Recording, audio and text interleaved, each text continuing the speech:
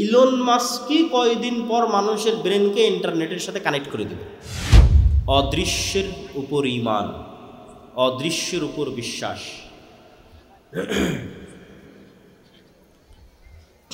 অদৃশ্য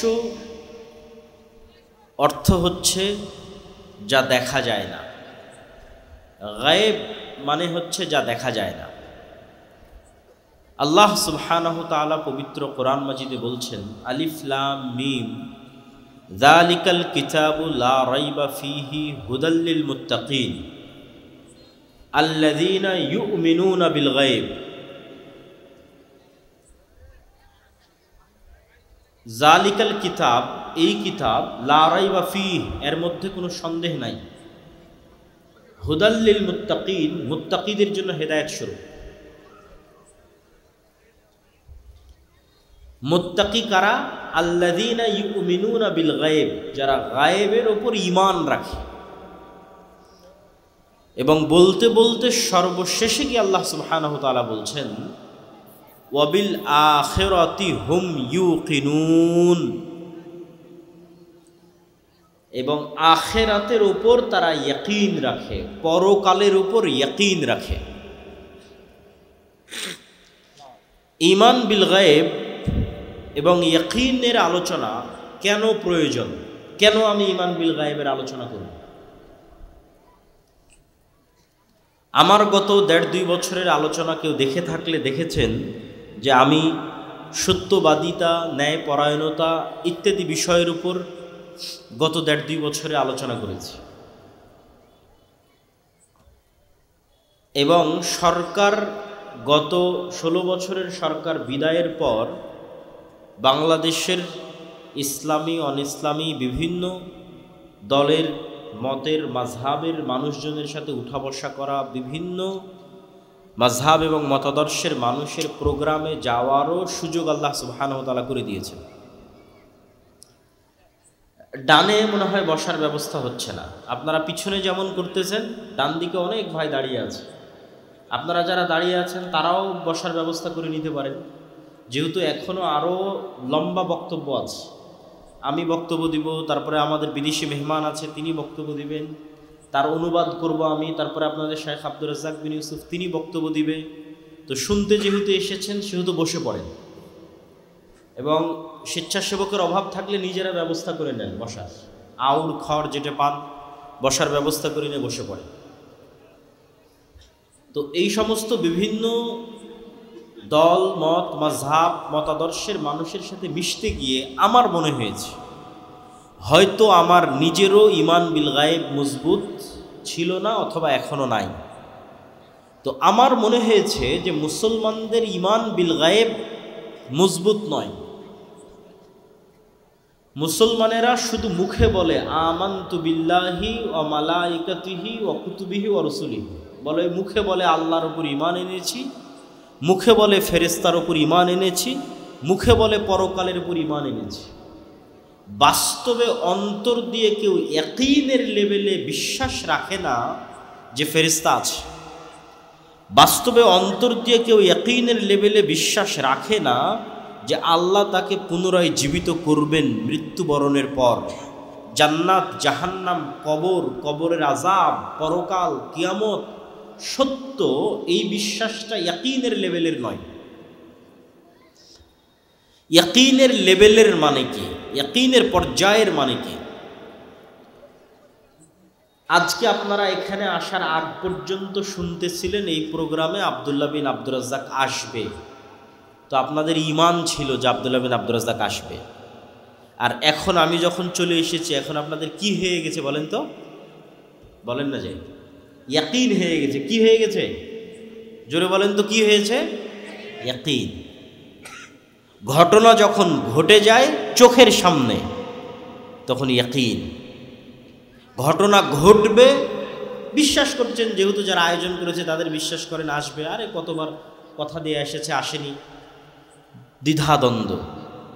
আর যখন চলে এসেছে ইয়াকিন, তো আল্লাহ বলছেন ওয়াবিল আখিরাতি হুম ইউকিনুন, পরকালের উপর ইয়াকিন লাগবে। পরকালের উপর ইয়াকিন লাগবে মানে আপনি যেন স্বচক্ষে জাহান্নাম দেখছেন অথচ দেখেননি। পরকালের উপর ইয়াকিন লাগবে মানে আপনি যেন স্বচক্ষে এখন মারা গেছেন, মারা যাওয়ার পর আবার আল্লাহ আপনাকে জীবিত করেছে, তারপরে কিয়ামতের মাঠের বিচার সম্পূর্ণ হয়ে গেছে, অতীত কাল ঘটে গেছে, ইয়াকিন। তো মুসলমানদের ঈমান বিল গায়েবের উপর বিশ্বাস, পরকালের উপর ইয়াকিন, ফেরেশতার উপর ইয়াকিন, আল্লাহর শক্তি এবং ক্ষমতার উপর ইয়াকিন নাই, সেটা আমি বুঝলাম কিভাবে? দেখেন, দুনিয়াতে দুনিয়াবি কাজে সফল হওয়ার জন্য দুনিয়াবি কিছু মূলনীতি আছে।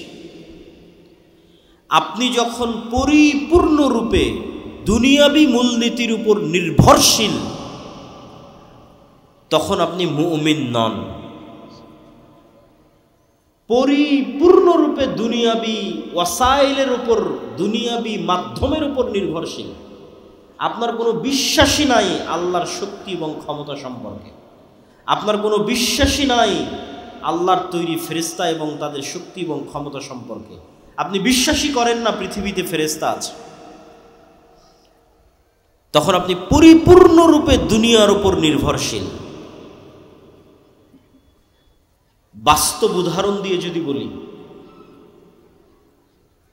যে এখন যদি আপনি চোখ বন্ধ করেন, কোনো একটা মানুষ যদি চোখ বন্ধ করে যে আমি বাংলাদেশের ক্ষমতায় যেতে চাই, তাহলে বাংলাদেশের ক্ষমতায় যাওয়ার একমাত্র দুনিয়াবি মাধ্যম হচ্ছে ভোট।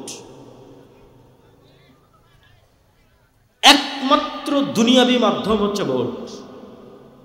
তো আমি যদি ঈমান বিল গায়েব আমার না থাকে, দুর্বল আল্লাহর শক্তি এবং ক্ষমতা সম্পর্কে, পৃথিবীতে ফেরেশতাদের অস্তিত্ব সম্পর্কে, দুনিয়ার মূল্যহীনতা সম্পর্কে, পরকালের বাস্তবতা সম্পর্কে আমার যদি ইয়াকিন না থাকে, তাহলে মানুষের এই ভোট নেওয়ার জন্য যদি আমাকে মন্দিরও পাহারা দেওয়া লাগে তাও দেব, মূর্তিতে যদি সিজদা করা লাগে তাও করব। কেন? আমার পরিপূর্ণ ভরসা আমি করে ফেলেছি দুনিয়াবি মাধ্যমের উপর, আমার ঈমান বিল গায়েব নাই, দুর্বল হয়ে গেছে। আমরা চাই যে যেহেতু আজকে এখানে বিদেশি মেহমান উপস্থিত হবে, সেহেতু কোনো মানুষ আপনারা দাঁড়িয়ে থাকবেন না। আমি বক্তব্য শেষ করতে করতে সকল মানুষকে বসাতে চাই, মানে আমিও স্বেচ্ছাসেবক। বক্তব্য দিব এই জন্য নয়, আপনাদের বসাবো এই জন্য বক্তব্য দিচ্ছি। তাহলে আমি বক্তব্য দিয়ে শেষ করতে করতে 9:40-50 যখন মেহমান আসবে, তার আগে এই মাঠে কাউকে দাঁড়িয়ে থাকা যাবে না। তা আপনারা আমাকেও সহযোগিতা করেন, স্বেচ্ছাসেবক ভাইয়েরও দায়িত্ব পালন করেন, আউড় বিছিয়ে দেন, কাপড় বিছিয়ে দেন, আপনারাও নিজ উদ্যোগে বিছিয়ে নেন এবং বসে পড়তে থাকেন। মুসা আলাইহিস সালাতু ওয়াস সালাম ফেরাউনের সামনে দুনিয়াবি শক্তির দিক থেকে যত দুর্বল ছিলেন, আজকের গাজার মানুষ ইসরায়েলের শক্তির সামনে দুনিয়াবি দিক থেকে অত দুর্বল নয়। যদি আমি বুঝাতে না পারি তাহলে আমার ব্যর্থতা, আর কেউ যদি কোরআন পড়ে বুঝতে না পারে তাহলে তার ব্যর্থতা, কোরআন না বুঝার ব্যর্থতা। আবারও কল্পনা করেন, আজকের গাজার মানুষের দুনিয়াবি শক্তি আর ইসরায়েলের আজকের দুনিয়াবি শক্তি, দুটের মোকাবেলায় গাজার মানুষ যত দুর্বল, যত অসহায়, আজ থেকে 3000-4000 বছর আগে মুসা আলাইহিস সালাম এবং বানু ইসরাইল ফিরাউনের দুনিয়াবি শক্তির সামনে দুনিয়াবি দিক থেকে তার চেয়ে বেশি অসহায় ছিল। আর আজ এটা শুধু গাজার মানুষের কথা বললাম, আর পুরো মুসলিম বিশ্বের কথা যদি বলি তাহলে আর মুসা আলাইহিস সালামের উদাহরণ দেব না। পুরো মুসলিম বিশ্বের কথা বললে কাদের উদাহরণ দিব? তৎকালীন রোমান সাম্রাজ্য, মুহাম্মদ সাল্লাল্লাহু আলাইহি ওয়াসাল্লাম, আবু বকর, ওমর, ওসমান, আলীর যুগের রোমান সাম্রাজ্য পারস্য সাম্রাজ্যের তুলনায় খোলাফায়ে রাশিদিন দুনিয়াবি দিক থেকে পারস্য এবং রোমান সাম্রাজ্যের তুলনায় খালিদ বিন ওয়ালিদের বাহিনী দুনিয়াবী দিক থেকে যতটা দুর্বল ছিল, আজকের সমগ্র বিশ্বের মুসলমানেরা এবং মুসলিম দেশগুলো আজকের আমেরিকা এবং ইসরায়েলের তুলনায় শতগুণ বেশি শক্তিশালী। আবারও বুঝেন, আমি এবার মুসা আলাইহিস সালাম আর ফেরাউনের উদাহরণ ছেড়ে দিয়েছি। এবার মুহাম্মদ সাল্লাল্লাহু আলাইহি ওয়াসাল্লাম এবং তার সাহাবীরা আবু বকর, ওমর, ওসমান, খালিদ বিন ওয়ালিদ, আমর ইবনে আস, আব্দুর রহমান বিন আউফ, এরা যুদ্ধ করছে। মুজাহিদ, উমাইয়া খেলাফা, বড় বড় যুদ্ধ হচ্ছে। তো ওদের দুনিয়াবী শক্তি আর রোমান এবং পারস্যদের দুনিয়াবী শক্তির যে তুলনা, ওই তুলনায় ওই যুগের মুসলমানদের দুনিয়াবী শক্তি ওই যুগের পারস্য এবং রোমানদের চাইতে যতটুকু ছিল, আজকের মুসলমানদের দুনিয়াবী শক্তি ওই যুগের মুসলমানদের তুলনায় শতগুণ বেশি। আপনারা কি আমার কথা বুঝছেন না বুঝতেছেন না? তাহলে মুসলমানেরা মাজলুম কেন? আর তখন কম শক্তি নিয়ে বিজয়ী কেন? পার্থক্য কোথায়? যে আবু বকর, ওমর, ওসমান, খালিদ বিন ওয়ালিদ তাদের যুগে কম শক্তি নিয়ে, আজকের তুলনায় কম শক্তি নিয়ে বিজয়ী, আর আজকে আমরা বেশি শক্তি থাকার পরেও মাজলুম, পরাজিত। কেননা আজকের মুসলমানদের ঈমান বিল গায়েব নাই, অদৃশ্যের শক্তির উপর মজবুত বিশ্বাস নাই। আর যদি বলি খালিদ বিন ওয়ালিদ, আমর ইবনে আস, যারা জেরুজালেম বিজয় করেছিল, তাদের অদৃশ্য শক্তির প্রতি কেমন বিশ্বাস ছিল? তাহলে দুই একটা উদাহরণ দেখেন।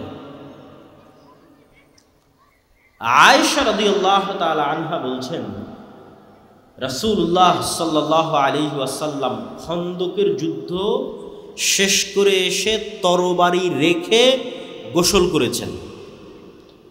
জিব্রাইল আলাইহিস সালাতু ওয়াস সালাম এসে মুহাম্মদ সাল্লাল্লাহু আলাইহি ওয়াসাল্লামকে বলছে, ওয়াজাতাস সিলাহ, আপনি আপনার অস্ত্র রেখে দিয়েছেন, আমরা তো অস্ত্র রাখিনি। তোমরা অস্ত্র রাখনি মানে? খন্দকের যুদ্ধে মক্কা সহ সমগ্র আরবের অসংখ্য গোত্র একত্রিত হয়ে 10,000 বাহিনী মিলে পুরো মদিনা ঘিরে ফেলেছিল। মদিনার পতন ঘটাতে হবে। তখন মদিনার মধ্যে 3টে ইহুদি গোত্র ছিল, বানু কুরাইজা, বানু কায়নুকা, বানু নাজির। এরা মুহাম্মদ সাল্লাল্লাহু আলাইহি ওয়াসাল্লামের সাথে লিখিত চুক্তি করেছিল যে আমরা এক থাকব, ধোঁকা দিব না। কিন্তু খন্দকের যুদ্ধের সময় এই 3 ইহুদি গোত্র গাদ্দারি করেছে, মুনাফিক। তো জিব্রাইল বলছে, যুদ্ধ তো মক্কার মুশরিকদের সাথে শেষ হয়েছে, গাদ্দারদের সাথে তো এখনো শেষ হয়নি। মদিনার মধ্যে এখনো গাদ্দার আছে। এই সমস্ত গাদ্দারদের মদিনা থেকে বের করতে হবে, তারপরে যুদ্ধ শেষ হবে। আপনি বের হন তাড়াতাড়ি। তো মুহাম্মদ সাল্লাল্লাহু আলাইহি ওয়াসাল্লাম সাহাবীদেরকেও বের হওয়ার আদেশ দিলেন। এবার আনাস রাদিয়াল্লাহু তাআলা আনহু বলছেন, আমরা মুহাম্মদ সাল্লাল্লাহু আলাইহি ওয়াসাল্লামের সাথে, মনে করেন সোনাইমুড়ি বাজার, এই সোনাইমুড়ি এলাকা, এখানে আমরা অভিযান পরিচালনা করার জন্য আসতেছি। তো এখানে অভিযান পরিচালনা করতে এসে আগেই, আমার গাড়ির আগেই আর 10টা মোটর সাইকেল যাচ্ছে। তো মোটর সাইকেল যাওয়ার ধুলা উঠতেছে। তো আনাস রাদিয়াল্লাহু তাআলা আনহু বলতেছেন, আমরা বানু কুরাইজা, বানু কায়নুকা, বানু নাজির গোত্রের দিকে অভিযান পরিচালনা করার জন্য আল্লাহর নবীর সাথে যাচ্ছি। তো আমাদের আগে আগে জিব্রাইলের বাহিনীর, ঘোড় সওয়ার বাহিনীর ঘোড়ার পদধূলিতে ধুলা উঠতেছে। আল্লাহু আকবার। তো ওরা স্বচক্ষে ফেরেশতাদের উপস্থিতি দেখেছে যে জিব্রাইল আলাইহিস সালাতু ওয়াস সালাম তার সেনাবাহিনী নিয়ে মুহাম্মদ সাল্লাল্লাহু আলাইহি ওয়াসাল্লামের আগে আগে ইহুদিদের অলিগলিতে ঢুকতেছেন। তো জিব্রাইলের বাহিনীর ঘোড়ার পায়ের আঘাতে উড়ন্ত ধুলা তারা দেখতেছেন। তো এবার খালিদ বিন ওয়ালিদ যখন পারস্য আর রোমান সাম্রাজ্যের সাথে যুদ্ধ করতে যাবে, তখন খালিদ বিন ওয়ালিদ দুনিয়াবী শক্তির উপর ভরসা করে যুদ্ধ করবে, না আল্লাহর শক্তির উপর ভরসা করে যুদ্ধ করবে? ও তো আল্লাহর শক্তি স্বচক্ষে দেখেছে। তো ঈমান বিল গায়েব নাই। ঈমান বিল গায়েব মুসলমানদের দুর্বল হয়ে গেছে আজকের যুগে। যদিও এর উল্টাটা হওয়া উচিত ছিল আমার ধারণা অনুযায়ী। আমার এই কথার সাথে কেউ দ্বিমত করতে পারে। আমার কেন জানি মনে হয় যে আজকের সায়েন্স অ্যান্ড টেকনোলজির মাধ্যমে আল্লাহ গায়েবের পর্দা উন্মোচন করে দিচ্ছে। গায়েবের যে পর্দা ছিল, এই পর্দা ধীরে ধীরে উন্মোচন হতে হতে হতে হতে হতে হতে হতে একদম শেষ গায়েবের পর্দা, জীবিতকে মৃত করা, ওটাও আল্লাহ উন্মোচন করে দিবেন দাজ্জালের হাত দিয়ে। ধরেন এটা তো গায়েব, যে জীবিত ব্যক্তি মৃত ব্যক্তি জীবিত হয়, আমরা কেউ কোনোদিন চোখে দেখিনি। কেউ দেখেছেন মৃত ব্যক্তিকে জীবিত হতে দেখেছেন? এটা গায়েব। তো আজ থেকে 100 বছর আগের মানুষকে যদি বলতেন যে আমি এখানে কথা বলবো, সাথে সাথে ইংল্যান্ডে বসে শোনা যাবে, তখন গায়েব ছিল না? ছিল না গায়েব। যে আমি বাংলাদেশে বসে কথা বলবো আর এগুলোর মাধ্যমে ইংল্যান্ডে বসে সাথে সাথে শুনবে, গায়েব। তো আজ থেকে 1400 বছর আগে রাসূল সাল্লাল্লাহু আলাইহি ওয়াসাল্লাম বলছেন যে আপনি কথা বলছেন, আল্লাহ সাথে সাথে শুনতেছে। তো মানুষ যদি মানুষের টেকনোলজি ব্যবহার করে আমার কথা সাথে সাথে শুনতে পারে আমেরিকা এবং ইংল্যান্ডে বসে, তো আমার এখনকার কথা মানুষ শুনতেছে, আল্লাহ শুনতেছে না? আমার এখনকার কথা আমেরিকা ইংল্যান্ডে বসা মানুষ সাথে সাথে শুনতেছে, আল্লাহ শুনতেছেন না? তা আমি তো মনে করি সায়েন্স অ্যান্ড টেকনোলজি গায়েবের পর্দা সরিয়ে দিচ্ছে, ঈমান ইয়াকিনের লেভেলে চলে আসার পর্যায়ে আছে। হয়তো আমরা ওইভাবে চিন্তা করতেছি। আজকে যেই সভ্যতার ওপর দাঁড়িয়ে আছে আধুনিক সভ্যতা, লাইট, ওয়েভ, তরঙ্গ, যেটার মাধ্যমে এগুলো সব চলতেছে, কম্পিউটার বলেন, ইন্টারনেট বলেন, রিমোট বলেন, ওই ওয়েভ, তরঙ্গ সব কিছু, এইটার উপর পুরো বিশ্ব দাঁড়িয়ে আছে। এইটাকেই যদি শুধু আপনি এইভাবে কল্পনা করেন, আমি বলতেছি এটা বাস্তব সত্য, আল্লাহ সুবহানাহু ওয়া তাআলা এটার মুখাপেক্ষী নয়। কিন্তু মানুষই পারবে, যদি আল্লাহ মানুষকে ক্ষমতা দিত, আমি সেটা দেখাচ্ছি। তো মানুষই যদি পারে, তাহলে আল্লাহ কতটা পারেন সেটার বিশ্বাস অর্জনের জন্য। সেটা কি? আপনি এবং আমি যদি আজকে আলোর গতির চাইতে বেশি গতি অর্জন করতে পারি, আগে আমরা ঘোড়ায় যেতাম, এখন গাড়িতে যাচ্ছি, বিমানে যাচ্ছি, রকেটে যাচ্ছি, করতে করতে ধরেন আলোর চাইতে বেশি গতি অর্জন করে নিলাম, যেটা মানুষের দ্বারা সম্ভব না। অর্জন করে নিয়ে যদি আমি আলোর গতিতে, আলো 30 বছর চললে যত দূর যাবে আমি তত দূর চলে গেলাম, অতি সহজ কল্পনা করা। আমি যেটা বলছি এটা কল্পনা করা কঠিন কিছু না, 2 মিনিট লাগবে আপনার কল্পনা করতে, যে আমি আলোর চেয়ে বেশি গতি অর্জন করলাম, করে আলো 30 বছর চললে যত দূর যেত আমি ওর আগেই ওখানে চলে গেছি। 30 বছর চললেও যত দূর যেত, যেহেতু ওর চেয়ে বেশি গতি অর্জন করেছি, গিয়ে ওখানে বসে আমি মোবাইলের মতো একটা যন্ত্র বানিয়েছি। কল্পনা করেন, মোবাইলের মতো একটা যন্ত্র, ক্যামেরার মতো একটা যন্ত্র বানিয়েছি। ওখানে বসে থেকে যদি আমি এখন দূরবীন ধরি দুনিয়ার দিকে, আর মোবাইলের মাধ্যমে যদি দুনিয়ার আওয়াজ শোনার চেষ্টা করি, তাহলে আজ থেকে 30 বছর আগে আমি রাতের অন্ধকারেও যা বলেছি তা আমিই শুনতে পাবো। আমি যা বলেছি আমিই তা শুনতে পাবো, আমার 30 বছর আগের কথা। আর যদি দূরবীন ধরি, তাহলে আমি রাতের অন্ধকারে যা করেছি, দিনে যা করছি, যেখানে যা করছি, প্রত্যেকটা জিনিস ঠিক লাইভ যেভাবে দেখা যায় ওভাবে লাইভ দেখা যাবে। কেন এগুলো সব আলোর মধ্যে ভেসে যাচ্ছে। আমার এই চেহারা, আমার কথা আলোর ওয়েভের মধ্যে ভেসে আমেরিকা পৌঁছে যাচ্ছে। তো এইটা 30 বছর চলতে থাকে, যত দূর যাবে আমি ওর আগে অত দূর পৌঁছে গেলে এগুলোই সব দেখতে পাবো, শুনতে পাবো। আপনি যদি 1400 বছর আগে চলে যান, তো বদরের যুদ্ধ লাইভ দেখতে পাবেন, যদি ওই লেভেলের যন্ত্র আবিষ্কার করতে পারেন। দূরবীন যদি ধরতে পারেন মক্কায়, তাহলে লাইভ দেখা যাবে বদরের যুদ্ধ। মানুষের কোনো আমল হারিয়ে যায় না, অসম্ভব। আল্লাহ সুবহানাহু ওয়া তাআলা কিভাবে মানুষের বিচার করবে আল্লাহ ভালো জানে, কিন্তু মানুষের আবিষ্কার করা জিনিস দিয়ে আমি বলতেছি যে মানুষের কোনো কথা হারিয়ে যায় না, মানুষের কোনো কাজ হারিয়ে যায় না। মানুষই মানুষের বিচার করে ফেলতে পারে। কাফা বিনাফসিকাল ইয়াউমা হাসিবা। মানুষ মানুষের বিচার করার জন্য আরও এর চাইতে ভয়ঙ্কর কথা বলি, যে মানুষ মানুষের বিচারের জন্য যথেষ্ট, তার চাইতে ভয়ঙ্কর কি? মানুষের ব্রেন কিন্তু কম্পিউটারের মতো, ডাটা। আমাদের বয়স 60 থেকে 70 বছর, আর বিজ্ঞান বলছে যে আমাদের ব্রেন যেভাবে সেট করা আছে 500 বছর চললেও সচল থাকবে। তো আমি যদি 500 বছর বেঁচে থাকি, তার মানে 500 বছর আগের কথাও আমার মনে থাকবে। এই লেভেলের ব্রেনের সক্ষমতা। যেমন এখন আমার বয়স যদি 30, তো 10 বছর আগের কথাও মনে আছে, 20 বছর আগের কথাও মনে আছে। তা আমার ব্রেনের সক্ষমতা যেহেতু 500 বছরের, তাহলে 500 বছর বাঁচলে 500 বছর আগের কথাও মনে থাকবে। তাহলে আপনি নিজেই তো আপনার কোনো কাজ ভুলে যাননি। ইলন মাস্কই কয়দিন পর মানুষের ব্রেনকে ইন্টারনেটের সাথে কানেক্ট করে দেবে, চেষ্টা করতেছে। তো মানুষের ব্রেনকে যখন ইন্টারনেটের সাথে কানেক্ট করবে তখন মানুষের ব্রেনের ডাটা মানুষই ট্রান্সফার করে দেখতে পাবে। তো কিয়ামতের মাঠে আপনার হিসাবের জন্য তো আপনার ব্রেনই যথেষ্ট, সব তো আপনার মনেই আছে রে বাবা। আপনি কি করেছেন দেখেন, আপনি এখন মোবাইলে যে ভিডিওটা দেখতেছেন এটা কি ব্রেনে সেভ হচ্ছে না? এটা তো ব্রেনে সেভ হচ্ছে। তো কাফা বিনাফসিকা ইয়াউমা হাসিবা, আপনার ব্রেন সাক্ষী দিবে। ব্রেনকে যদি একটা কম্পিউটারের মধ্যে বসায় দেওয়া যায়, যদি ইলন মাস্ক পারে, মানুষের কথা বলতেছে, তো আপনি তো ওখান থেকে ডাটা ট্রান্সফার হবে। আপনি কি কি দেখেছেন সব ব্রেনে সেভ হয়ে আছে, কি কি বলেছেন সব ব্রেনে সেভ হয়ে আছে, কি কি করেছেন সব ব্রেনে সেভ হয়ে আছে। সব তো আপনিই জানেন, আপনি সত্য বলছেন না মিথ্যা বলছেন সব আপনি জানেন, সব আপনার ব্রেনে সেভ আছে। খালি ডাটা ট্রান্সফার করতে হবে। ডাটা ট্রান্সফার করে আপনাকে দেখাতে হবে, এই দেখো তোমার ব্রেনে এগুলো সব সেভ হয়ে আছে, তোমার কাজ, তোমার দেখা ছবি, তোমার এগুলো করা, তোমার এগুলো বলা কথা সব তোমার ব্রেনে সেভ হয়ে আছে। কাফা বিনাফসিকা ইয়াউমা হাসিবা।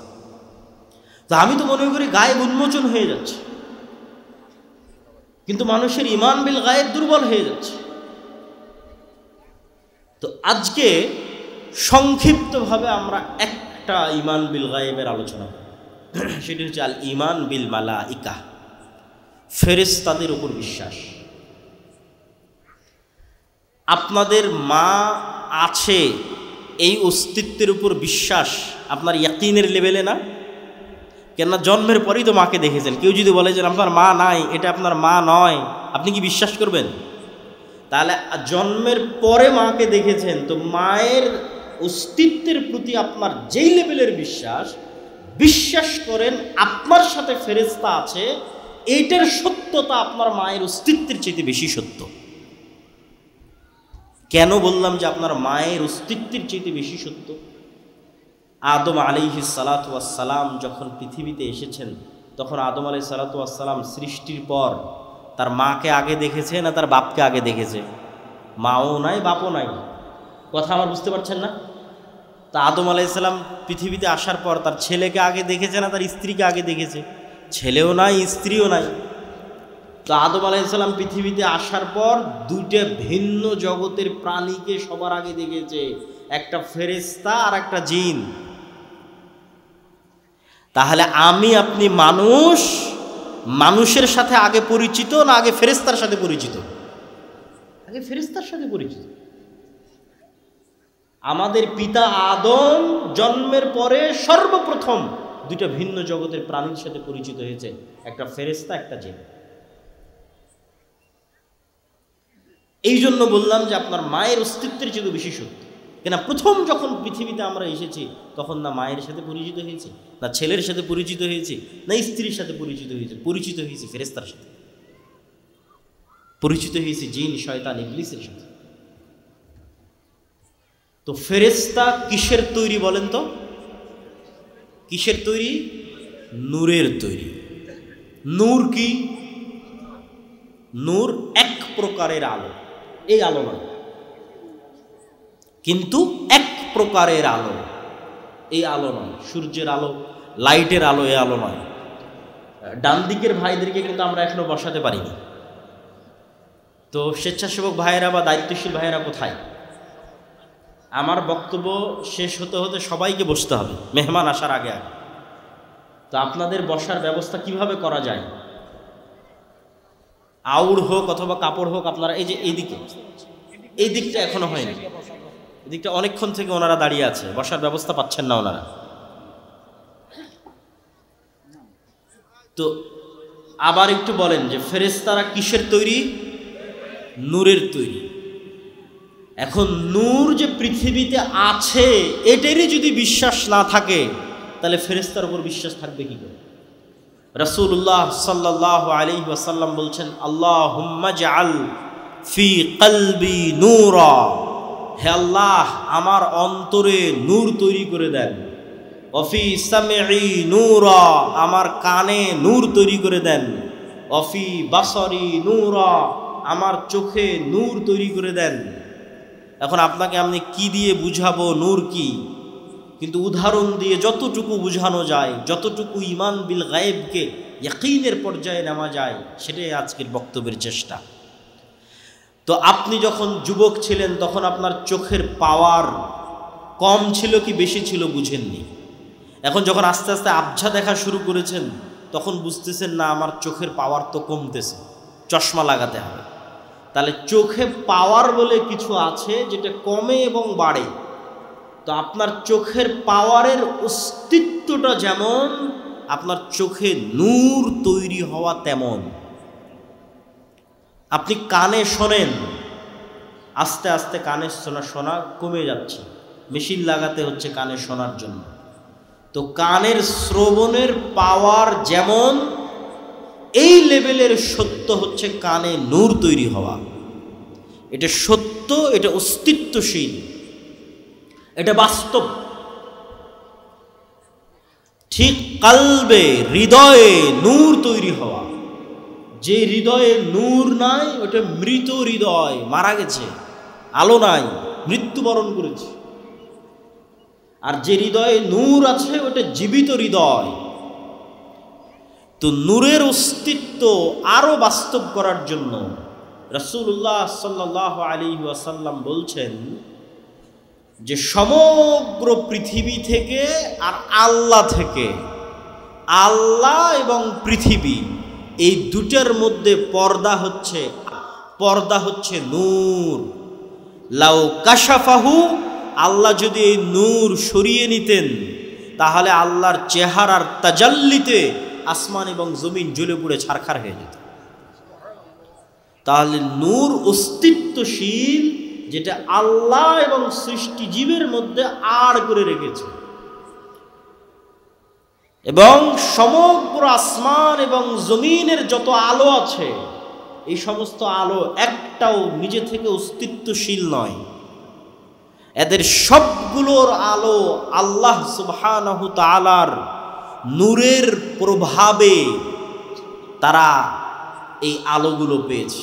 আল্লাহ সুবহানাহু তাআলার যদি নূর না থাকতো এগুলো সব নাই, কিচ্ছু নাই।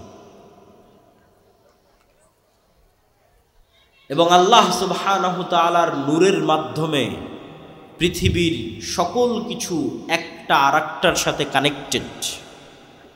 আল্লাহ সুবহানাহু তাআলা তার ক্ষেত্রে বলছেন নূরুস সামাওয়াতি ওয়াল আরজ, আল্লাহু নূরুস সামাওয়াতি ওয়াল আরজ।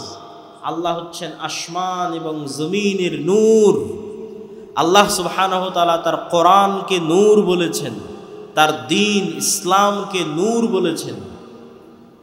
কোরআন থেকে নূর অর্জন করা যায়, কোরআন পড়ার মাধ্যমে হৃদয়ে নূর তৈরি করা যায়। নূর পৃথিবীতে একটা অস্তিত্বশীল জিনিস। আপনি বলবেন তাহলে চোখে দেখি না কেন? ফেরেশতা নূরের তৈরি, ফেরেশতা আছে, ফেরেশতা চোখে দেখি না কেন? নূর চোখে দেখি না কেন? এবার আর দুটো উদাহরণ দিব যে চোখে না দেখলেও জিনিস পৃথিবীতে থাকতে পারে তার প্রমাণ। আমরা আমাদের বাসা বাড়ির আশেপাশে যত প্রাণী দেখি, যত সৃষ্টিজীব দেখি, এগুলো সব নিদর্শন। এগুলো এক একটা নিয়ে গবেষণা করলে আপনি নিদর্শন পেয়ে যাবেন। যেমন আমি চিন্তা করতেছিলাম একদিন যে কবরের জীবন কেমন হতে পারে। রুহের জীবন একরকম ছিল, রুহের জীবন থেকে ট্রান্সফার হয়ে পৃথিবীতে আসলাম, পৃথিবী থেকে ট্রান্সফার হয়ে কবরে যাব, কবরের জীবনটা কেমন হবে। কবর থেকে ট্রান্সফার হয়ে আবার পরকালে যাব, সেটা আর এক রকম। তো খুঁজতে খুঁজতে খুঁজতে খুঁজতে খুঁজতে খুঁজতে আল্লাহ সুবহানাহু ওয়া তাআলার একটা প্রাণী পেলাম, প্রজাপতি। প্রজাপতি প্রথমে শুঁয়োপোকা থাকে, আপনারাও পড়ে দেখতে পারেন, বাস্তবে গ্রামগঞ্জে থাকেন, বাস্তবে পরীক্ষা করে দেখতে পারেন। প্রথমে প্রজাপতি শুঁয়োপোকা থাকে এবং পোকা হিসেবে 1 মাস সে জীবনযাপন করে, বিভিন্ন গাছের পাতা খায়। 1 মাস জীবনযাপন, 1.5 মাস 2 মাস জীবনযাপন করার পর পোকাটা নিজেই মারা যায়। তার চারিপাশে খোলস তৈরি করে মারা যায়। চারিপাশে খোলস তৈরি করে মারা যাওয়ার পর ওই খোলসের মধ্যে বিবর্তন হতে থাকে, হতে হতে হতে হতে হতে হতে হতে আবার 1 মাস পর ওই পুরো খোলসটা পড়ে গিয়ে একটা জ্যান্ত তরতাজা প্রজাপতি হয়ে আকাশে উড়াল দেয়। তো মধ্যের 1 মাস এভাবে মৃত অবস্থায় থাকলো, তার আগের 1 মাস পোকা অবস্থায় থাকলো, আর শেষে প্রজাপতি হয়ে আকাশে উড়াল দিল। তো প্রজাপতির ক্ষেত্রে যদি এটা সত্য হয়, তো মানুষের ক্ষেত্রে হতে পারে না? অস্বাভাবিক কিছু। তো আল্লাহর প্রত্যেকটা সৃষ্টিজীবের মধ্যে নিদর্শন আছে। তো আমি আপনার চেহারা যেভাবে দেখতেছি আর আপনি আমাকে যেভাবে দেখতেছেন, পৃথিবীর অন্য প্রাণীরা আমাদের এভাবে দেখে না। আপনি আমাকে যেভাবে সাদা কালো হিসেবে দেখতেছেন আর আমি আপনাকে যেভাবে সাদা কালো হিসেবে দেখতেছি, পৃথিবীর অন্য প্রাণীরা আমাদেরকে এভাবে দেখে না। তার একটা উদাহরণ দেখেন, জি এই দিকে মনোযোগ দেন। তার একটা উদাহরণ হচ্ছে কুকুর। কুকুরের ঘ্রাণ শক্তি মানুষের ঘ্রাণ শক্তির চাইতে 10,000 গুণ বেশি। 1 গুণ, 2 গুণ, 100 গুণ, 200 গুণ, 1000 গুণ, 10,000 গুণ বেশি ঘ্রাণ শক্তি কুকুরের মানুষের চাইতে। একটু সামনে ওনাকে বসতে দিতে হবে।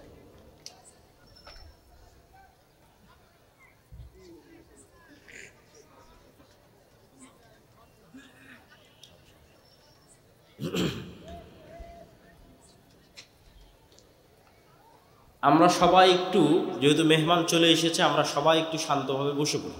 পিছনে যারা আছেন দয়া করে তারাও বসে পড়েন, হাতের ডানে যারা আছেন তারাও বসে পড়েন। আমি আমার বক্তব্য দীর্ঘায়িত করব না, উনি বক্তব্য দিবেন, আবার সেটার অনুবাদ করব, তারপরে শায়েখ আব্দুর রাজ্জাক বিন ইউসুফ আসবেন, উনিও আপনাদের সামনে বক্তব্য দেবেন। তারপরে ওই যে পিছনে আরও বসার ব্যবস্থা করে দিতে বলেন। আমার মনে হয় বসার ব্যবস্থা পাচ্ছে না লোকজন। জি, সম্মানিত উপস্থিতি, ভাই সমস্যা নাই, ওরা বসে যাবে। ভাই ক্যামেরাম্যান যারা আছেন আপনারা বারবার না উঠে একবারই সেট আপ করে বসে পড়েন, আপনারা লোকজনকে ডিস্টার্ব দিন না।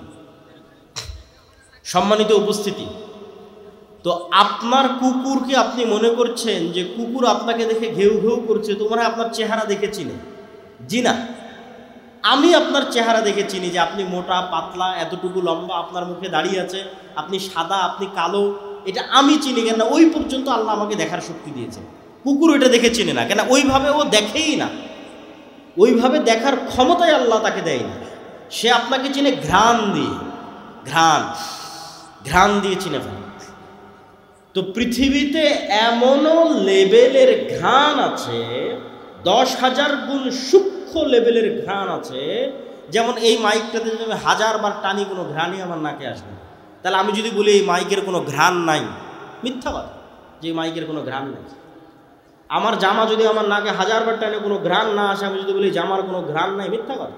এই জামাটা কুকুরের নাকে দেন, এই জামার ঘ্রাণ আছে, ও নিতে পারবে, আমি নিতে পারতেছি।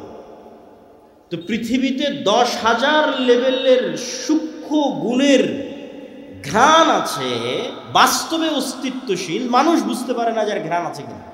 শুধু কি মানুষ বুঝতে পারে না, মানুষের তৈরি করা কোনো মেশিনও বুঝতে পারে না যার ঘ্রাণ আছে কিনা। মানে মানুষ কুকুরের লেভেলের ঘ্রাণ নিতে পারবে, এই লেভেলের কোনো মেশিন আবিষ্কার করতে পারেনি। তাহলে এখন মানুষ যদি বলে যে না এটার কোনো ঘ্রাণ নাই, কেন? মানুষ নিতে পারতেছে না, মানুষের যন্ত্র নিতে পারতেছে না, তো আল্লাহর সৃষ্টিজীব তো আজ নিতে পারতেছে। এরকম আওয়াজের ক্ষেত্রে কি রে, কবরের আওয়াজ তো শুনতে পাই না। কবরের আওয়াজ শুনতে পাচ্ছেন না মানে কবরের আওয়াজ হচ্ছে না, কবরের আযাবের আওয়াজ হচ্ছে না। যেই লেভেলের সূক্ষ্ম আওয়াজ, কবরের আযাবের আওয়াজ, ওটা শোনার সক্ষমতা পৃথিবীর কোনো মানুষের না থাকলেও, পৃথিবীর তৈরি করা কোনো যন্ত্রের না থাকলেও আল্লাহর সৃষ্টিজীবের আছে। আল্লাহর সৃষ্টিজীব শুনতে পায়, প্রভাব দেখতে পাবেন, শুনতে পাবেন। হাতির আওয়াজ শ্রবণের ক্ষমতা মানুষের চেয়ে কয়েক হাজার গুণ সূক্ষ্ম। ভূমিকম্প হওয়ার আগেই হাতি শুনতে পায় যে হ্যাঁ নিচে কম্পন শুরু হয়েছে, আওয়াজ শুনতে পায়। আপনি শুনতে পাবেন না সে আওয়াজ, তো শুনতে পাচ্ছেন না মানে নাই। আপনি যখন রিমোট অন করেন, ওর মধ্যে থেকে আলো বের হয়ে এসিতে গিয়ে লাগে, তা আপনি তো চোখে দেখেন না যে কোত্থেকে আলো বের হলো, কোথায় গিয়ে লাগে। এসি তো ঠিকই বন্ধ হয়ে গেছে, এসি তো ঠিকই অন হয়ে যাচ্ছে। হ্যাঁ, ওই আলো বিজ্ঞান ধরতে পারতেছে, কিন্তু আপনি চোখে দেখতে পাচ্ছেন না। ওই একই কথা রাসূল সাল্লাল্লাহু আলাইহি ওয়াসাল্লাম বলতেছে যে জিন এবং শয়তানের আলো অন কাইন্ড অফ লাইট, এমন এক প্রকারের আলো যেটা তোমরা দেখো না কিন্তু কুকুর ঠিকই দেখে। ও যখন আজান হয় দেখে, তখন চিৎকার করে, ও দেখতে পায়। আর ঠিক নূর, ফেরেশতা যে নূরের তৈরি, এটা পৃথিবীতে আছে, অস্তিত্বশীল, অন কাইন্ড অফ লাইট, এক প্রকারের আলো যেটা তোমরা দেখো না কিন্তু আল্লাহর তৈরি মোরগ সৃষ্টিজীব ঠিকই দেখতে পায়। ফজরে যখন ফেরেশতারা উঠানামা করে তখন ঠিকই মোরগ চিৎকার করে। সম্মানিত উপস্থিতি, তো আমি প্রমাণ করছিলাম নূরের অস্তিত্ব পৃথিবীতে আছে। এবার দুই একটা হাদিস বলে আমার বক্তব্য শেষ করব। বদর এবং উহুদের যুদ্ধের দুই একটা ঘটনা। আব্দুর রহমান বিন আউফ রাদিয়াল্লাহু তাআলা আনহু বলছে, আল্লাহর নবী, আমার দুই পাশে সাদা পোশাকধারী দুই ব্যক্তি খুব ভয়ঙ্করভাবে যুদ্ধ করতেছিল, যাদেরকে আমি মদিনায় কোনোদিন দেখিনি। রাসূল সাল্লাল্লাহু আলাইহি ওয়াসাল্লাম বললেন, এরা দুইজন ছিল জিবরাইল আর মিকাইল। বলেন আল্লাহু আকবার। এক সাহাবী বলতেছে, রাসূল সাল্লাল্লাহু আলাইহি ওয়াসাল্লাম, আমি একজন মুশরিকের পিছনে ধাওয়া করলাম, তাকে আহত করার জন্য, আঘাত করার জন্য। আমার আঘাতের আগে সে উল্টে পড়ে আছে এবং তার ক্ষত স্থান থেকে রক্ত বের হচ্ছে। রাসূল সাল্লাল্লাহু আলাইহি ওয়াসাল্লাম বললেন, এটা তৃতীয় আসমান থেকে আসা ফেরেশতা ছিল। এগুলো ঘটনার অভাব নাই। উহুদের যুদ্ধে হানজালা রাদিয়াল্লাহু তাআলা আনহু মারা গেছে, সাহাবীরা বলছে তাকে গোসল দিতে হবে। আল্লাহর নবী বলছে তাকে ফেরেশতারা অলরেডি গোসল দিয়ে দিয়েছে। মুআজ রাদিয়াল্লাহু তাআলা আনহু, সাদ বিন মুআজ, তার জানাজা ৭০,০০০ ফেরেশতা অংশগ্রহণ করেছে, রাসূল সাল্লাল্লাহু আলাইহি ওয়াসাল্লাম বলছেন। জাবের রাদিয়াল্লাহু তাআলা আনহুকে রাসূল সাল্লাল্লাহু আলাইহি ওয়াসাল্লাম বলছেন, তোমার পিতার জানাজা ফেরেশতারা ছায়া দিয়ে আছে। এরকম একদিন মজলিসে, আমি শুধু সংক্ষেপে বলে যাচ্ছি, এরকম একদিন মজলিস রাসূল সাল্লাল্লাহু আলাইহি ওয়াসাল্লাম বসে আছে, একজন ব্যক্তি আসলো, কেউ তাকে চেনে না, অথচ মদিনা এখনও কত ছোট শহর, তখন মাত্র ৭০০-১০০০ মানুষের শহর, সবাই সবাইকে চেনে। আর বিমানের সফর নয়, কত দূরের সফর। বলছে, ইসলাম কি, ইমান কি, ইহসান কি, সব উত্তর দিয়ে যখন ফেরত চলে গেল, আল্লাহ নবী বলল, জানো কে এসেছিল? জিবরাইল এসেছিল। আজকে আমার ঘরে জিবরাইল আসেনি কেন? ঘরে ছবি আছে, ছবি সরাও, জিবরাইল আসবে। জিবরাইল আমাকে বারবার মেসওয়াক করতে বলছে কেন? মুখে গন্ধ আছে। বলছে, তোমরা পেঁয়াজ রসুন খেয়ে মসজিদে আসিও না কেন? ফেরেশতাদের কষ্ট হয়। কতটা কানেক্টিং ফেরেশতাদের অস্তিত্ব সাহাবীদের জীবনের সাথে, রাসূল সাল্লাল্লাহু আলাইহি ওয়াসাল্লামের জীবনের সাথে কতটা কানেক্টেড। আর আপনি এবার বুকে হাত দিয়ে জিজ্ঞেস করেন, আপনি বিশ্বাসই করেন না ফেরেশতা আছে? এমনি মুখে বলেছেন আল্লাহর উপর ঈমান আছে, ফেরেশতার উপর ঈমান আছে। এবার খালিদ বিন ওয়ালিদের ঈমানের লেভেল দেখেন, ওমর বিন খাত্তাবের ঈমানের লেভেল দেখেন। ওরা তো সচক্ষে দেখছে যে যুদ্ধের মাঠে ফেরেশতা যুদ্ধ করতেছে, বদর, উহুদ, খন্দক, হুনাইন যুদ্ধ করতেছে ফেরেশতা। ফেরেশতার যুদ্ধের ধুলা উঠতেছে, ফেরেশতারা আসতে রাসূল সাল্লাল্লাহু আলাইহি ওয়াসাল্লামের সাথে কথা বলতেছে। কত ঘটনা নেবেন আপনি ফেরেশতা রাসূল সাল্লাল্লাহু আলাইহি ওয়াসাল্লামের জীবনের, অসংখ্য, অগণিত। সম্মানিত উপস্থিতি, ফেরেশতা এবং শয়তানের অস্তিত্ব পরস্পর বিপরীত। আপনি ফেরেশতাদের সাথে বন্ধুত্ব করছেন না শয়তানের সাথে বন্ধুত্ব করছেন আপনার উপর। আর আপনি যদি বলেন যে আমার ঈমান এত দুর্বল, তারপরও যদি কোনো উপায় থাকে ফেরেশতাদের অস্তিত্ব বোঝার, তা একটা উপায় আপনাকে দিয়ে যাই, আজকেই পরীক্ষা করতে পারেন যে এই পৃথিবীতে আল্লাহর ফেরেশতা আছে, এখানেও ফেরেশতারা বসে আছে। আপনার মায়ের অস্তিত্বের চাইতে সত্য যে আপনার সাথে ফেরেশতা আছে, আপনার পিতা এবং আপনার সন্তানের অস্তিত্বের চাইতে সত্য যে আপনার সাথে ফেরেশতা আছে, এখানেও বসে আছে এবং তারা থাকে। একটা এক্সপেরিমেন্ট, একটা পরীক্ষা। ঠিক যদি বিমানের টিকিট থাকে, ট্রেনের টিকিট থাকে, তখন যেমন নিয়ত থাকে যে বিমানের টিকিট ধরতে হবে, ট্রেন ধরতে হবে, সকালবেলা পরীক্ষা থাকলে যেমন নিয়ত থাকে, ওই লেভেলের একদিন নিয়ত করবেন যে কাল সকালে ফজরে আমাকে উঠতে হবে সালাতের জন্য। আর দুনিয়ার কোনো মানুষকে বলার দরকার নাই যে আমাকে ঘুম থেকে উঠে দিও, ফোনেও অ্যালার্ম দেওয়ার দরকার নাই যে আমাকে ঘুম থেকে উঠে দিও। কেন বলবেন মানুষকে? কেন দিবেন ফোনে অ্যালার্ম? আল্লাহর ফেরেশতা তো পৃথিবীতে আছে। আমার কথা বুঝতে পারেননি মনে হয়? আপনি বিশ্বাস কেন করতে পারছেন না যে ফেরেশতা আছে? মানুষকে কেন বলা লাগবে? ফেরেশতারাই তো আছে আপনাকে জাগিয়ে দেওয়ার জন্য। রাসূল সাল্লাল্লাহু আলাইহি সাল্লাম বলতেছে, আপনি এইভাবে ঘুমালে আপনার মাথার পাশে একজন ফেরেশতা থাকবে ফজর পর্যন্ত, আপনার দায়িত্ব নিয়ে। তাতে মানুষকে কেন বলতে যাবেন? পরীক্ষা করেন। ফেরেশতা আপনাকে ফজরে ঘুম থেকে উঠিয়ে দেওয়ার জন্য যে কোনো রাস্তা অবলম্বন করতে পারে, সেটা যেভাবেই হোক।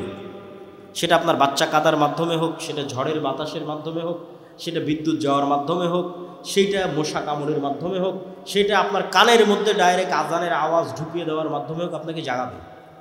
ফেরেশতারা পৃথিবীতে আছে সবসময় বিচলমান, কিন্তু আমাদের ঈমান বিল গায়ব নেই। মূসা আলাইহিস সালাতু ওয়াস সালামকে আল্লাহ এটাই শিখিয়েছে যে মূসা, যেই লাঠি দিয়ে তুমি গাছের পাতা পাড়তে, যেই লাঠি দিয়ে তুমি লাফ দিয়ে গর্ত পার হয়ে যেতে, তোমার ওই হাতের লাঠিকে আমি সাপ বানিয়ে দিলাম, যাও। যাতে তুমি শিখো যে দুনিয়ায় মানুষ যা দেখে এগুলোই সব নয়, এরও ঊর্ধ্বে মহাশক্তিমান আল্লাহ আছে, তার উপর ভরসা রাখতে। এটা যাতে মুসা শিখে। কেননা মুসার লড়াই হবে পৃথিবীর সবচেয়ে শক্তিশালী বাদশাহ ফেরাউনের সাথে, অত্যাচারী বাদশাহ ফেরাউনের সাথে।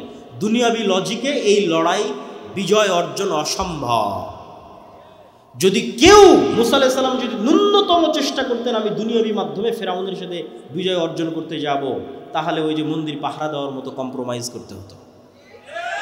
কোনো রাস্তা ছিল না মুসা আলাইহিস সালামের সাথে। কিন্তু উনি জানতেন আল্লাহর শক্তি সম্পর্কে, আল্লাহর ক্ষমতা সম্পর্কে, ফলত কোনো প্রকার কম্প্রোমাইজ ছাড়া উনি বিজয় অর্জন করেছেন। তো ঈমান বিল গায়েব যেই দিন মুসলমানদের মজবুত হয়ে যাবে, মুসলমানদের বিজয় সুনিশ্চিত। কেননা শক্তি ক্ষমতা ফেরাউনের তুলনায় মুসার যত দুর্বল ছিল, আজকের মুসলমানদের অত দুর্বল নয়। আর শক্তি ক্ষমতা আবু বকর, ওমর, ওসমানের, পারস্য রোমানের তুলনায় যত দুর্বল ছিল, আজকের মুসলমানদের অত দুর্বল নয়। দুর্বল কিসে? ঈমানই নাই আল্লাহর উপর, আল্লাহর শক্তির উপর, এটাই দুর্বল। তো আল্লাহর উপর বিশ্বাস অর্জন করতে হবে, ফেরেশতাদের উপর বিশ্বাস অর্জন করতে হবে। আগামী 6 ও 7 নভেম্বর আল জামিয়া সালাফিয়া ডাঙ্গিপাড়া পবা রাজশাহীতে সালাফি কনফারেন্স। আপনাদের এখানেও মেহমান এসেছে, তিনি তো থাকবেনই, এবং দেশ বিদেশের আরও ওলামায়ে কেরাম সেখানে উপস্থিত থাকবেন। আপনাদের সকলের উপস্থিত হওয়ার উদাত্ত আহ্বান। যাবেন তো ইনশাআল্লাহ? ইনশাআল্লাহ, আল্লাহ কবুল করুন। আর আজকে দাওয়া ইলাল্লাহর মাধ্যমে আমাদের যে বিভিন্ন মক্তবগুলো পরিচালিত হয়, সেগুলোর অধীনে এই প্রোগ্রাম আয়োজিত হয়েছে। আমি জানি না স্বেচ্ছাসেবকরা রেডি আছে কিনা। তারা যদি রেডি থাকে, তারা যদি ভিতরে যায় আপনাদের কাছে সহযোগিতার জন্য, এই মুহূর্তে রেডি থাকলে আমি যাওয়ার আহ্বান করব। যদি যায় তাহলে আপনারা সর্বোচ্চ পর্যায়ের সহযোগিতা করার চেষ্টা করবেন। আলহামদুলিল্লাহ, আমাদের দাওয়া ইলাল্লাহর অধীনে প্রায় 600টা মক্তব সমগ্র বাংলাদেশে পরিচালিত হচ্ছে, যার জাতীয় মক্তব প্রতিযোগিতা এবছর টিভি চ্যানেলে আয়োজিত হবে ইনশাআল্লাহ, আল্লাহ সুবহানাহু ওয়া তাআলা যদি কবুল করে। আর যে বিষয়ে আমি আলোচনা করতেছি এই বছর, আল ঈমান বিল গায়ব, এই বিষয়ে বই আসতেছে, আল্লাহর পথে যাত্রা নামে সালাফি কনফারেন্সে প্রকাশিত হচ্ছে। যদি যান তাহলে আশা করি নিতে পারবেন ইনশাআল্লাহ। দলিল তো বিস্তারিত এখানে অত বলতে পারলাম না, সব ওখানে পয়েন্ট বাই পয়েন্ট বিভিন্ন দলিল দেওয়া আছে। কেন আমার অবজারভেশন হচ্ছে মুসলমানদের ঈমান বিল গায়েবই নাই। ঈমানই নাই তো কী করবে? কম্প্রোমাইজ করা ছাড়া আর কোনো রাস্তা নাই। আর যদি ঈমান থাকে, কম্প্রোমাইজ করা লাগবে না, বাংলাদেশের ক্ষমতা লাগবে না, কোরআনে সারা পৃথিবীর ক্ষমতা অর্জনের রাস্তা বলে দেওয়া আছে। কিসের বাংলাদেশ? কারো যদি ঈমান বিল গায়েব অর্জন হয়ে যায় তো সারা পৃথিবীর ক্ষমতা অর্জন করতে হবে। কেননা ওই লেভেলের বিশ্বাস চলে আসলে পারমাণবিক বম পানীয় হয়ে যেতে পারে। ওই লেভেলের ইয়াকিন যদি আসে তাহলে পারমাণবিক বম পানীয় হয়ে যেতে পারে। কেননা সাউন্ড টেকনোলজি সবচেয়ে পাওয়ারফুল। এখনকার টেকনোলজি লাইটের টেকনোলজি, আর আমি বলছি সবচেয়ে পাওয়ারফুল এগুলো সাউন্ড টেকনোলজি, যেটা আল্লাহ সুবহানাহু ওয়া তাআলা সুলাইমান আলাইহিস সালামকে দিয়েছিলেন। ওমা উতীতু মিনাল ইলমি ইল্লা কালিলা, অল্প দিয়েছিলেন।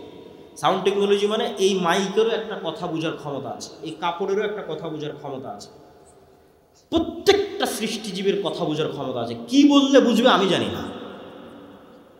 তো আল্লাহ সৃষ্টি করেছে কুন ফায়াকুন আওয়াজ দিয়ে। ইসরাফিল যখন বাঁশিতে ফুৎকার করবে আওয়াজে ধ্বংস হয়ে যাবে, মানে ওই আওয়াজ আসমান বুঝে যে কোন আওয়াজে তাকে ধ্বংস হতে হবে। এই সোফা ওই আওয়াজ বুঝে, যে আওয়াজ বুঝলে ফেটে বিচূর্ণ হয়ে যাবে, ধ্বংস হয়ে যাবে। কিন্তু কোন আওয়াজ এই সোফা বুঝবে আমি জানি না। এই জন্য রাসূল সাল্লাল্লাহু আলাইহি ওয়াসাল্লাম বলছে কিয়ামতের পূর্ব মুহূর্তে শহর বিজয় হবে মুসলমানদের আল্লাহু আকবার আওয়াজে। আওয়াজে শহর বিজয় হয়ে যাবে। নেন, ইরানের এই যে বিজ্ঞানীদের হত্যা করা হলো, হামাসের নেতাদের হত্যা করা হলো ওয়েভ দিয়ে, মোবাইলের বিস্ফোরণ। দূর থেকে ওয়েভ ছেড়েছে ইসরায়েল থেকে, মোবাইল এখানে বিস্ফোরণ হয়ে গেছে। মানে এই মোবাইলের ওই ওয়েভ বোঝার ক্ষমতা আছে। তো ওই ওয়েভ বোঝার যেমন ক্ষমতা আছে, এই মোবাইলের আওয়াজ বোঝারও ক্ষমতা আছে। সে আওয়াজ আমরা জানি। আর কোরআন কার আওয়াজ? কোরআন কার আওয়াজ? তাহলে সবচেয়ে শক্তিশালী টেকনোলজি মুসলমানদের কাছে আছে। এরা গেছে কম্প্রোমাইজ করতে। তো কোরআনের অপমান, দিনের অপমান, ইসলামের অপমান। কম্প্রোমাইজ ছাড়াই বিজয় সম্ভব যদি ঈমান বিল গায়েব থাকে। আমি আমার সংক্ষিপ্ত বক্তব্য এখানেই শেষ করছি, এবং এই মুহূর্তে আপনাদের সামনে আল্লামা সাহেব বাইট কিয়া তো ঠিক করেন यहाँ पे वहीं पे ঠিক। তো এখন আপনাদের সামনে বক্তব্য নিয়ে আসবেন পাকিস্তানের আল্লামা ইহসান ইলাহি জহির রাহিমাহুল্লাহ। মোটামুটি যারা আহলে হাদিস আছেন বা টুকটাক আহলে হাদিস আলেম ওলামাদের চিনেন, তারা আল্লামা ইহসান ইলাহি জহির রাহিমাহুল্লাহকে চিনার কথা। ইহসান ইলাহি জহির রাহিমাহুল্লাহকে চিনেন বা তার বক্তব্য দুই একবার শুনেছেন, এরকম কেউ আছেন? মাশাআল্লাহ, জাযাকাল্লাহ খাইর, বারাকাল্লাহ ফিক। ওনার আপনি ইউটিউবে গিয়ে সার্চ দিলেই পাবেন, আল্লামা ইহসান ইলাহি জহির। ওনার বক্তব্যের যে আওয়াজ, যে ভাষা, যে দাপট, এই রকম ভারত উপমহাদেশে নিকট অতীতে জন্মগ্রহণ করে। তো ওনার সেই সুযোগ্য বাবার সুযোগ্য সন্তান আল্লামা ইবতিসাম ইলাহি জহির হাফিজাহুল্লাহ, তিনি পাকিস্তান থেকে বাংলাদেশে এসেছেন আমাদের 6 এবং 7 নভেম্বরের সালাফি কনফারেন্সকে সামনে রেখে। এখন তিনি আপনাদের সামনে সংক্ষিপ্ত বক্তব্য দিবেন, তার বক্তব্যের সংক্ষিপ্ত অনুবাদ আমি করব ইনশাআল্লাহ।